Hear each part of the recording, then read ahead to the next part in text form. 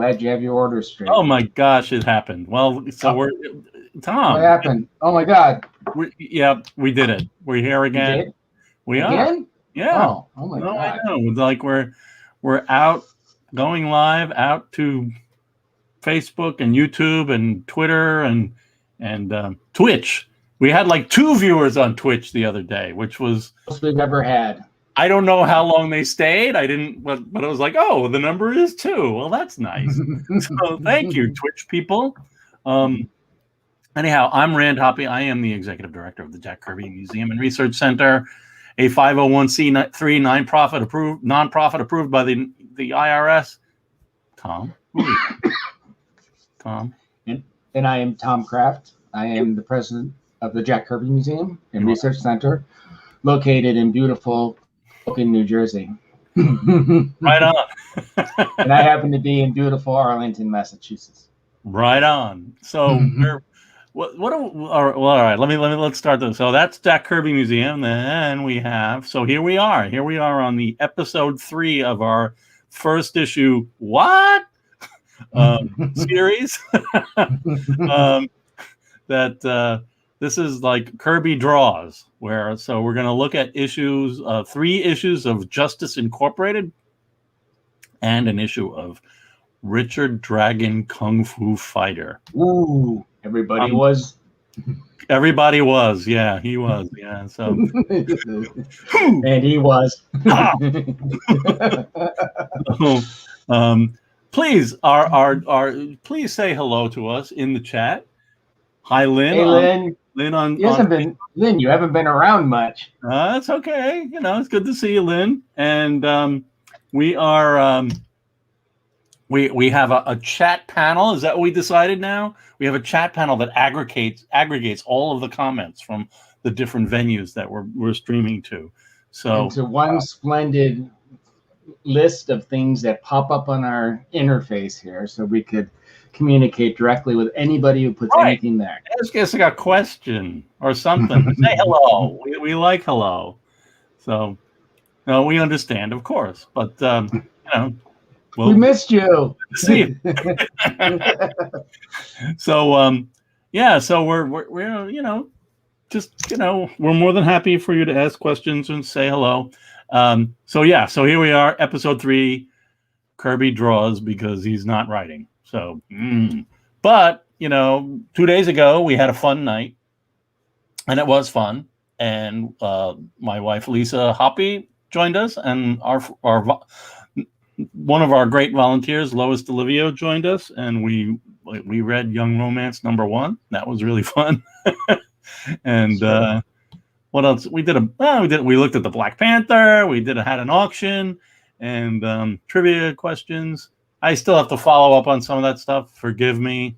I've been enjoying the weekend.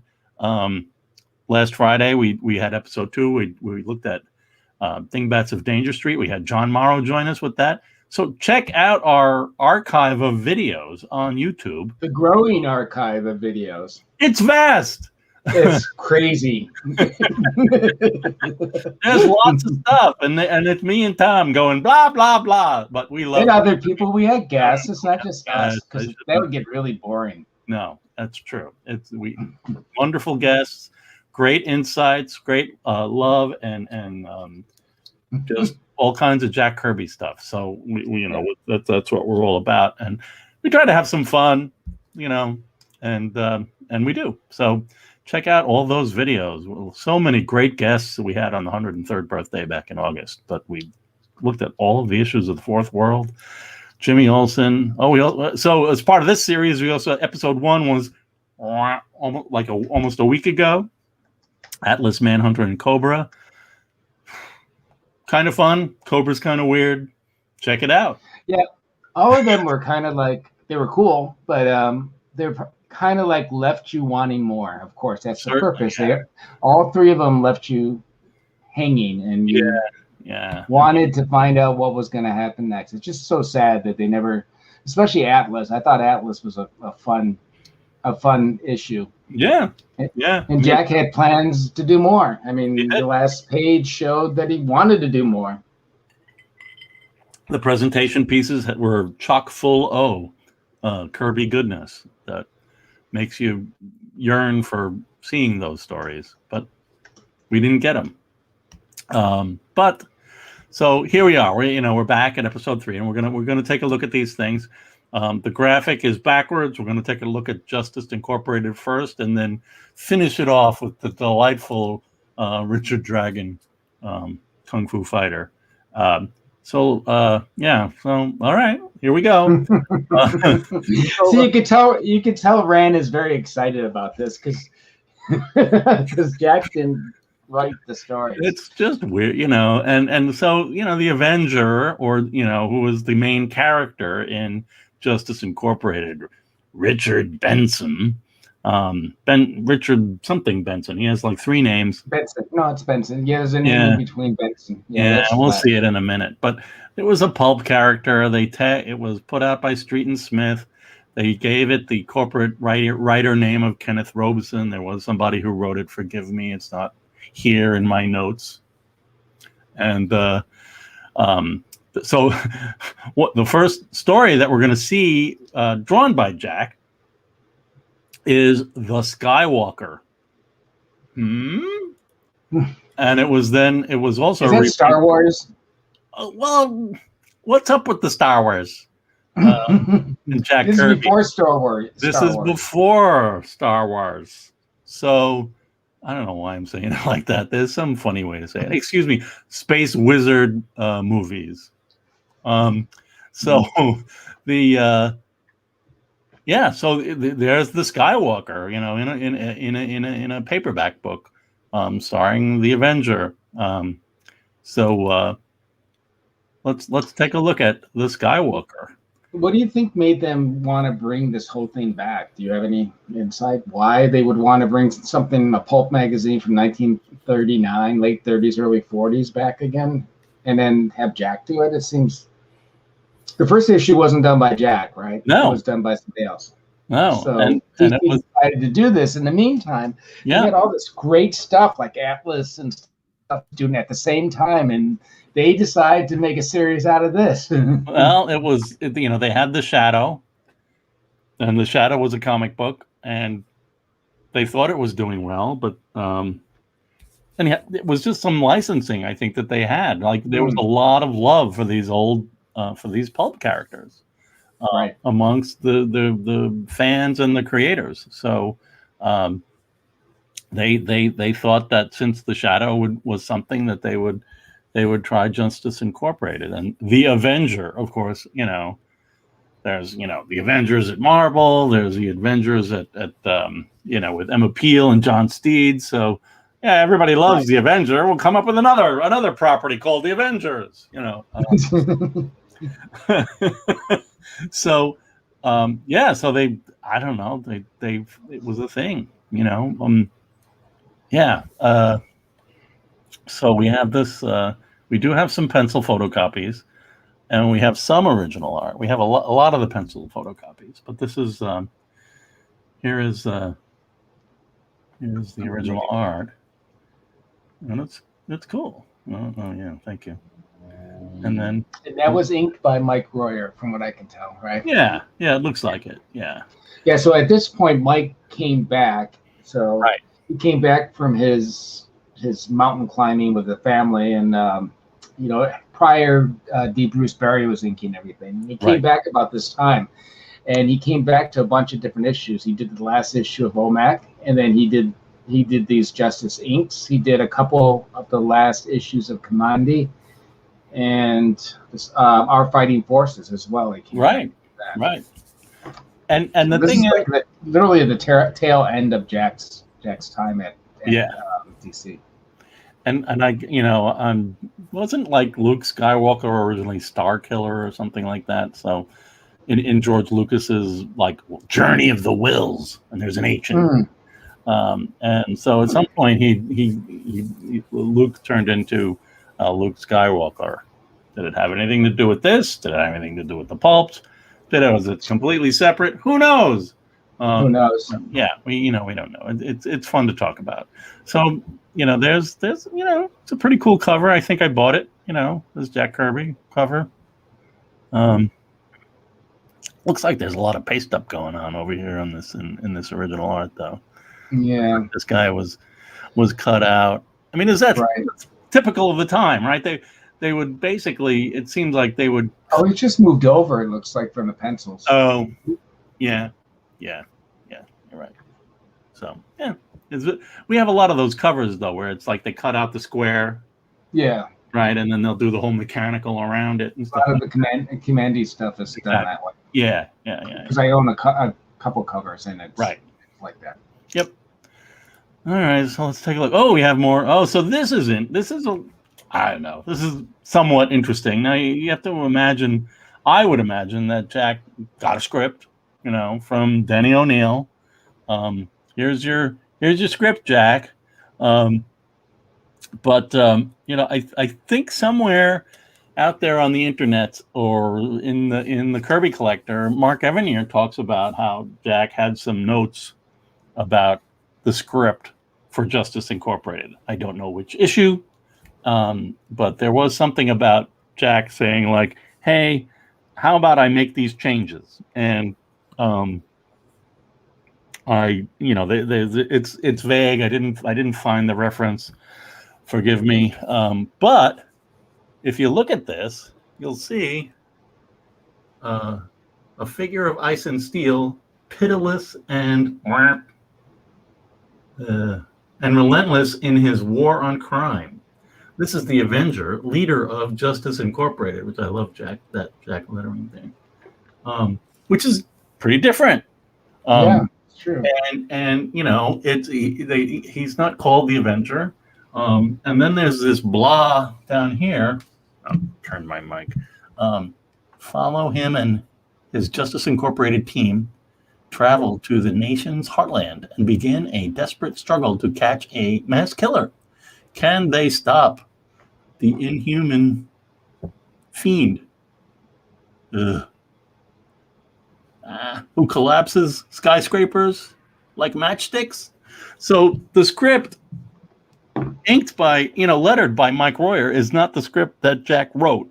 And I have the feeling that on this photocopy, we're seeing Jack laying down the script as it was delivered to him. Just my guess. I don't know. Why not? Yeah. But it's the opposite, unless Jack got the script and made those changes that he was suggesting. And then maybe they didn't happen or something. I don't know.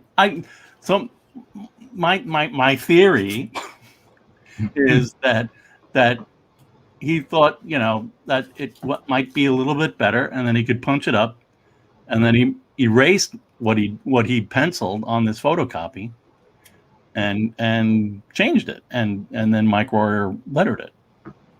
That's my guess. I don't know. Okay. I mean, it all happened. That's our working theory. Yeah, that's. Maybe not, but whatever. So there it is. It's it's a script by Denny O'Neil, and some of the guys again.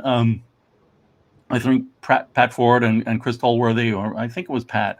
He was talking about this, and Mike on Facebook, and Mike got involved, and he said, "Oh, I never saw any notes. I just lettered what Jack put on the page." So if there was any cha between Jack and the script and whatever, it ended up on the page, and then Mike lettered it. So yeah, okay. There's that, right? Yeah. Oh yeah. Thank you, John. Yeah, the original author was Paul Ernst. Given the corporate name of Kenneth Robeson. So yeah, let's keep moving. I mean, it's crazy lettering filled with stuff, but it looks really fun. It's nice Royer stuff, Mm-hmm. Oh, and then what happens? Oh boy, yeah. So yeah, the train is speeding through the countryside, and all of a sudden, there's no tracks. There's no tracks. What happened to the tracks? Oh, I don't know, but I seem to have a weird memory of again the folks on Facebook talking about this panel where it's like it's written where the train is crashing and there's a word balloon that says we're going to crash, which is not anything that Jack would ever have done. Charlie, look out. We're going to crash. It looks like We're gonna they crash. crashed Yeah, I can already. see that. It happened. And just by chance, the Avenger is in a plane above at the right moment. Yes, I know. Boy, trouble below, boss. Like, Choo Choo Charlie was an engineer, right? Okay. So yeah, and then there's some weird looting going on of the victims of the crash. right. And the team shows up and stops that. I'm so like not into this story. I'm sorry. But they He's got this special pistol that creases your brain. creases your skull. It does not. What does that mean? Anybody has any insight into the damage, but supposedly once you fire it, you only have a bad headache, like he says. Yeah. You'll have nothing worse than a headache. I creased his brain. Right. That sounds a little more like serious. Ow. So yeah, and I don't know. There's something weird in the sky. What is it? It's a man walking in air. He's the Skywalker. His father is the great villain. No. And right, so they end up back at. Yeah, the funny thing here is that they just leave these looters there to continue looting. They just leave. They run back to the plane and take off. They don't even pay attention to them anymore. Right. And how about all the people that were like maimed by the crash? Yeah. No, we got to go. Charlie? We're on the move. No, I think we need to figure this out. Oh, Chris thinks that it was the Comics Code Authority. Was that not something from the Avenger pulps? I have no idea. So if that would be helpful to know something like that if any of you know that. Yeah, so they end up back at this millionaire inventor's place. And then what? Oh yeah, they kill this guy, scientist. Yeah, this is the scientist that supposedly knows something that we'll find out later on. And they kill him because they know that he knows about something that we don't know about yet, but we'll know about soon. And then, of course, this newcomer hears gunfire, and he acts kind of. Where is it? No, not yet. But anyway, right. He becomes part of the group. What's his name again? I forget. Where is it? Josh. Jason? Josh? Yeah, he's using the black guy is using minstrel talk, and then he's like the Avenger, Richard Henry. He's like, yeah. I see your Phi Beta Kappa pin. You don't need to use that with me anymore. And right. Invites. But he does throughout the series. He uses his black ignorance, great ruse, to take advantage of things, which is his superpower. That's right. Hey Scott, good to see you. Hey Scott, we're using a scanner too that you sent our way, so we appreciate that. Thank you. Scott is responsible for all those fantastic IDW artist editions. So many of them are Jack Kirby's. Yep. All right, so then this is when he invites these guys to join, Rosabelle and Josh. Yeah, it was Josh, right? And okay, so they the poor scientists join hands. It reminds me of the Fantastic Four when they put their hands together like that. Oh yeah, totally. And then they go back to the city, and what do you know? There's the Skywalker again.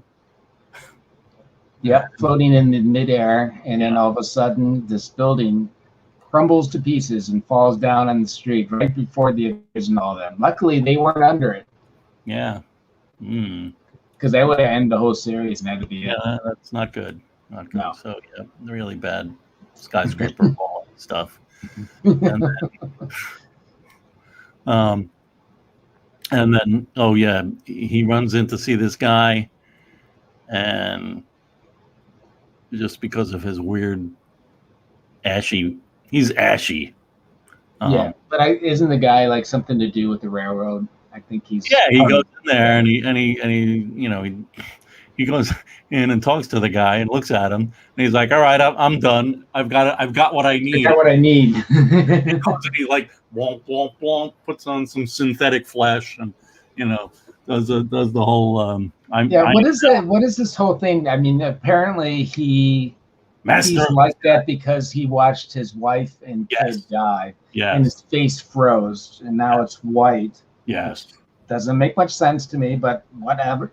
And now he can like mold his face into any shape and put a wig on, and then he uses like colored cream in order to like color his white face.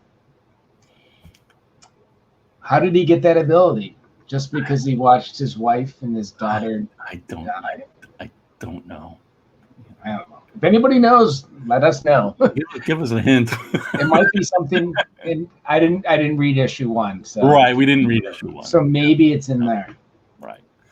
So then what happens? So he goes and he finds the safe. Of course, he's a master safe cracker too. And they knew it. Yeah. He knew it. So they punch him in the side of the head, and then you can see his white part. That's right. Ow! And look. The imprint of my fist is still on his face. Mm-hmm. He probably has flesh color on his fist. Yeah. and then of course Josh shows up as a cleaning man, doing his accent thing again. Yeah. His dumb darky act. A lot of this has like undertones that are the best. Weird. Not PC nowadays. That's for sure. They'd have to color non-fat to be a white kid, but then they let this go. It's a big mystery. I don't understand. So then he throws a grenade. Somebody throws a grenade.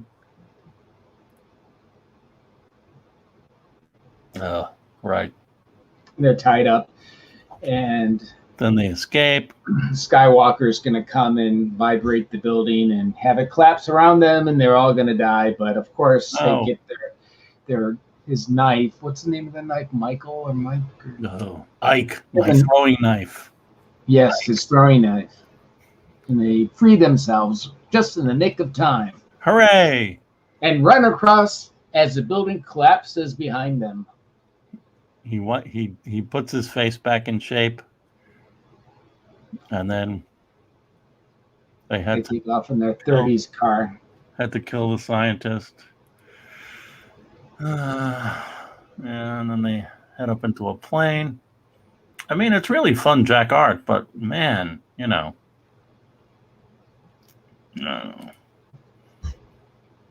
And guess what? What? The Skywalker is up in a plane, but it's invisible. Yeah, it's an invisible plane. So all you see is him, like, looks like he's walking, but actually he's in a plane. He's sitting in his little chair, flying a plane while it's going on. He's not even walking. Nope, he's not walking at all. And that's the lesson. I don't know. He's a sky sitter. Yeah, he's a sky sitter. Yeah. Oh, by the way, here's so there was another thing that I noticed just because of the guys on Facebook were like, I wonder if there's anything interesting in those pencil photocopies compared to the original art or the published thing. So I went through it and actually looked at it in real detail. And of course, you see this panel here flicks a switch. Now, if you know anything about comic books, history or lore or whatever the appropriate term is, you know that there were pretty much 2 words that were never to be used in comic books. And because the printing was so poor that the letters would merge together. And the 2 words were flick and Clint, because the L and the I would merge into a U. Do I have to spell it out? So, so it was like, you don't call it. I mean, I know there were characters called Clint. Wasn't Hawkeye Clint? But so it was just very interesting to me to see that it says flicks a switch here, and I didn't even notice it. But then I looked at Kirby's pencils, and he did not put the flick in. He didn't put the flick in. So Was he like, yeah, that's not a good one. Let's leave that out. I mean, again, it's like flicks a switch, click. Really? You have to, show it, say it, and provide the sound effect. So it was just kind of it's probably better without flick a switch. But anyhow, so there's comic books for you. I mean, there's kind of like no way to even know whether that's Mike Royer's flicks a switch. It might be, but it's not. Like yeah, it's not on Jack's photocopy. Go figure. Do you know if the when Jack penciled it, did it go back to Danny O'Neill, back to DC, so that they could put the script in or something, or did everything just happen, with Mike? Are you there?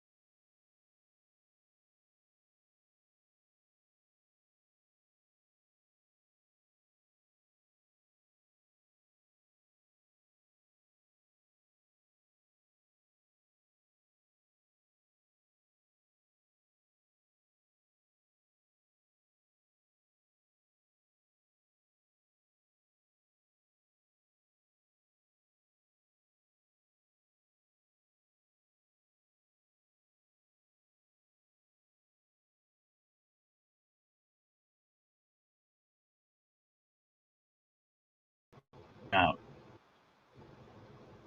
What happened? Your power went out? The whole power in the whole apartment went bronk. And then came back. Came back. So here I am, however, a minute later or whatever. Power out. I froze. I thought it was my end. Sorry, everyone. Sorry about that. Who knew? Yeah, so power outage in Hoboken in our apartment for a second. So hello. All right. Uh-oh. Where were we? Hang on a sec. I'm being warned that Lisa thinks it might happen again, so it might happen again. That's okay. That's only fair. It's only fair. That kind of thing does happen. I have no idea why it would. Especially now with all the ice storms and stuff. Yeah, maybe. Oh, there it is. So then what happens? Oh, he gets hit. What is it? Yeah, because they fire. Oh, you went through it. Well, that's the end, right? Yep. Yep, they fired at him. Yeah. And that. So fantastic. I don't know. Number 2, the monster bug. Number 2, let's go on. Before the power goes out again. Yeah. So this was fun because we had we've been updating our how we're organizing our digital archive, and I did not know that we had this original art in our archive because Tom and I are syncing up. So yay! Yeah, so we found this and we did scan it. I saw it online. We generally only like to show things that we have in our collection because we've worked so hard to build our collection, high res Jack Kirby images. So I don't really want to go out, on the internet and just grab stuff. So here's a photocopy that we have of the pencil art.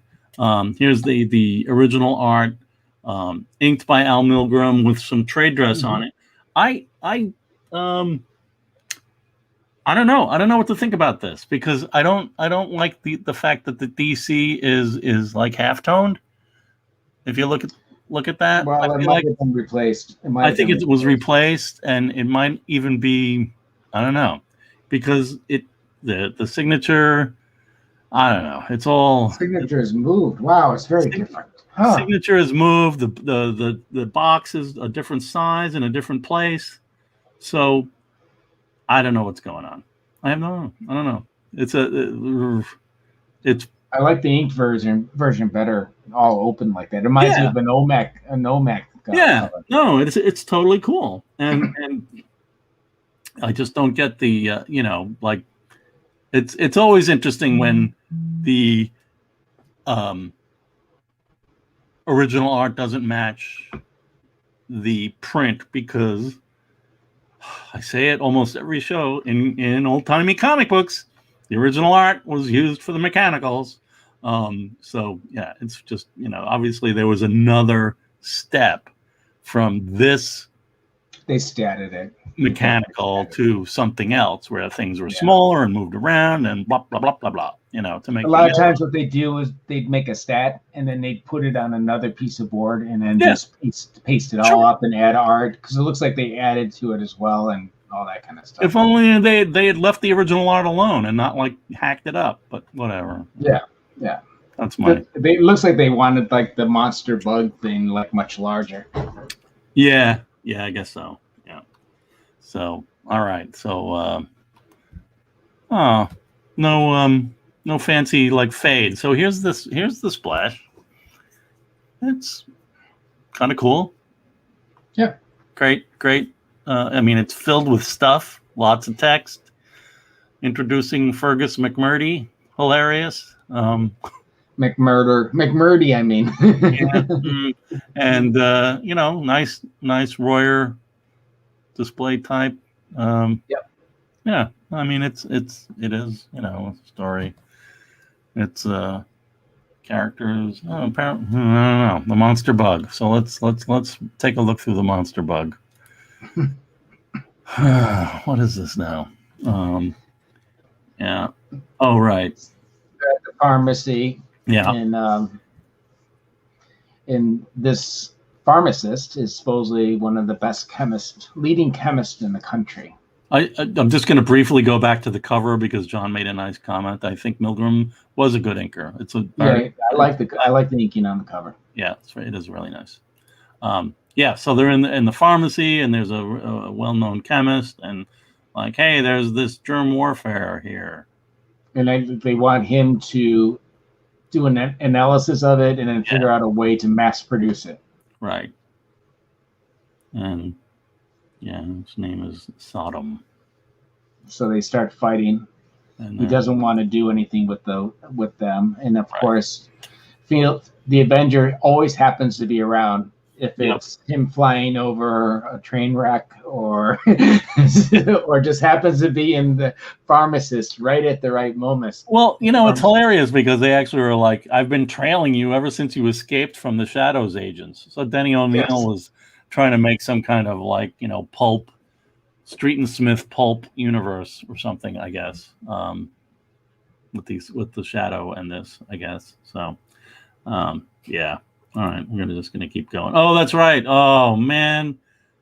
And that's a really cool monster. It is cool. Yeah. So the what was in the vial drops down. His wife tries to save him. Yep. But then she falls on the ground, and then the vial opens up, and she turns into this hideous monster. And apparently these monsters, the first scene they see, they consider it what they must attack. So tries to attack the gangster blows her away basically, and it's the chemist's wife. So he's chemist's wife, right? Correct. Yeah. Right. So yeah. And of course now we have another Fantastic Four handshake. We do. because the chemist has joined him, and the chemist's name is, I don't remember what his name is. Oh, McMurdy, Fergus McMurdy. McMurdy. Oh, that's right. He was introduced at the beginning. Yeah. Okay. Yeah. Well, they head back to headquarters, and all kinds of action. Oh, hello. So we have a page of original art here. So thus the photocopy looked great. I mean, this is a really nice page. Mm-hmm. You know. So what happens? Oh yeah, let's go find Sodom. Right. Figuring out a plan to find him. Okay. Oh, there's another scientist, Alan Ash. Yes, Alan Ash. Might be a reference to Alan Asherman, who was like the assistant editor of this comic book. Could be. Yeah. Okay. Yeah. Well, then he's at it again. Yeah. Hey, you could be an Avenger. And I like the bottom panel with this like snobby woman just looks down at the. Oh, they're going to the auto show. Right, nice. And they're in Detroit. Oh, okay. Right. That's the Detroit Auto Show. And he's disguised so that they could try to kidnap him because he's disguised as another chemist because they didn't get the first chemist, so they figured they'd get this guy to do what they wanted the first one to do. This is some nice Kirby art. I'll admit it, in service of this weird story. I'd rather have Atlas #2. That's all I can say. But whatever. And then there's the Rolls Royce. Yeah, so it didn't work out, and so they fight and they come out, and then the Avenger is almost run over. Yeah, but manages to shoot the expensive piece of steel. I think they say something like that. It's funny. Yes, 2 tons of expensive steel. Oh, he runs off with the serum in his hand and throws it at the crowd because he knows what's going to happen. They're going to turn into monsters, and then he could get away. Kind of fun. They're insane, bestial. He didn't even feel my fist. Yeah, I think I've read that they have a mention in that. Thanks, John, on Facebook. Appreciate it. More fighting with the and then they're ripping his disguise off and his face is all. That's right. Oh boy! But then Smitty comes to the giant. He's a giant named Smitty. Yeah. Okay, he fixes his face. Fix your face. Your Jello face. Pudding. Yeah. So one of the gangsters is left. He tries to get information from him. Right. Just throws him away when he gets some information about where Sloan is, or Soam, or whatever his name is. Sodom, yeah. Sodom. Right. So then yes, sir. Then he plays this role again. Yeah, Josh does his thing. Yeah, and then turns around and fights. Yep. And you can call me boy. Yeah. Then we have this. I just put this page in because it's a nice big square. It's a nice page. Yeah. Yeah. And I think what's his name? Richard mentioned that those types of billboards were in Manhattan, and Jack most likely. There was definitely a smoking billboard in Times Square. So yeah, that's kind of funny. I don't know. Does it look like Alan King, the comedian? I guess. Relax, puff on a King cigarette. Richard mentioned that too. So Richard Polkman from the Tomorrow's Jack Kirby checklist. He's like, we knew I knew you were going to do this, so check this thing out. And here's another hint. And it was really fun. He's great. Yeah. We appreciate him. If he's on now, say something. Say hi. Please. But anyhow, yep. So that's right. Oops, let me put it back. Yep. So then we have the printed version. So not the original art. Nicely inked by Mike. Everything is in there. Yeah. You know, he didn't. Yeah. You know, everything's perfectly represented on the pencils. Pretty cool. You know, I find interesting. This is just speculation, but what do you got? And I noticed it in some of the later issues. When Mike was inking a lot of the early stuff, like the Fourth World stuff, the backgrounds were very plain, and he would put these geometric shapes in the background. Oh yeah.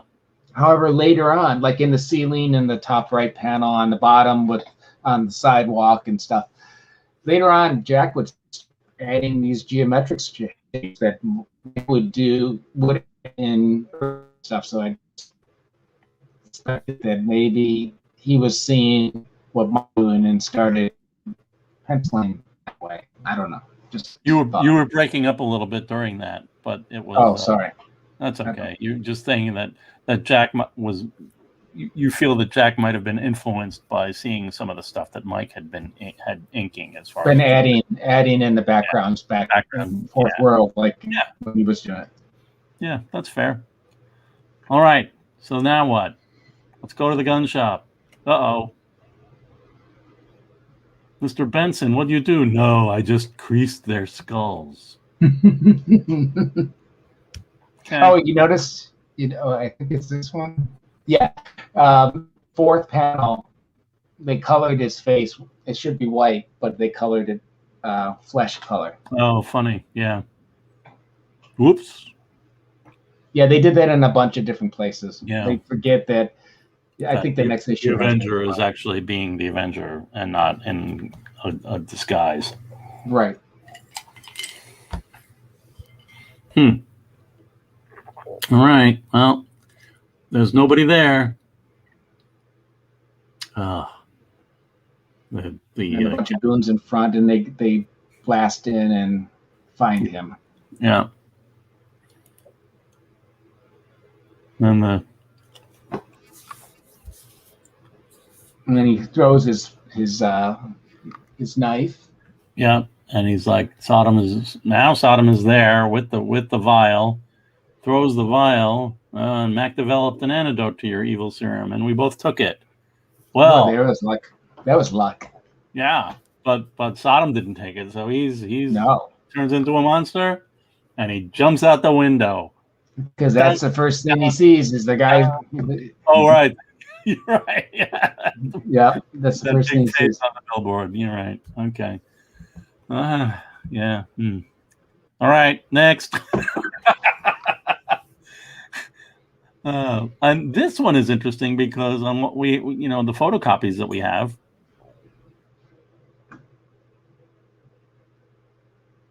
Uh-oh. I think his power went out again.